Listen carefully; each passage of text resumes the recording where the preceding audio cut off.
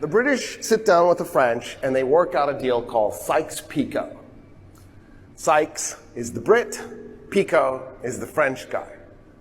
They basically whip out a crayon, they take a map of the Middle East, and they just start drawing off chunks of stuff. The Ottoman Empire is the prize. They're going to disassemble the Ottoman Empire. You got to remember, the Ottoman Empire was a global superpower at one point that was the rival of every European state and had higher tech than any European state. The British are going to carve off, when they got their crayon out and they got the map, they're going to carve off the western end of Turkey, so Izmir, and they're going to give that to Greece.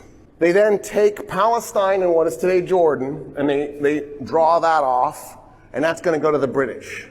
Syria and what is today Lebanon is going to go to the French. They actually originally drew Iraq for the French, because that way the French could have the northern Iraqi oil fields. That was the compromise with the French. And then came Iran.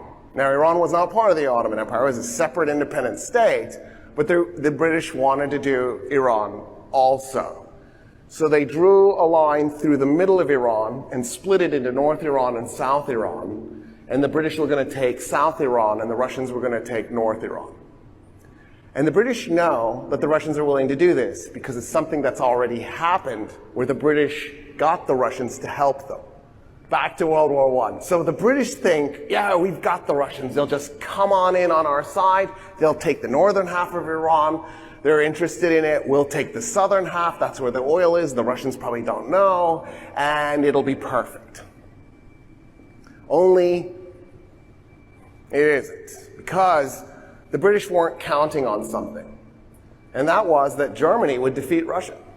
And by the way, it's not the Russian Empire anymore because they've had these two revolutions. It's now the Russian Soviet Federative Socialist Republic. And so when the war ends, when it's 1918 and the Germans have finally surrendered, the British are like, even if the Russians were willing to do it, we can't work with them because they're communist. So we can't do Iran because the British didn't have the military ability to take the whole thing. And there's no way to invade half of it because the other half will fight you. You've got to do the whole thing.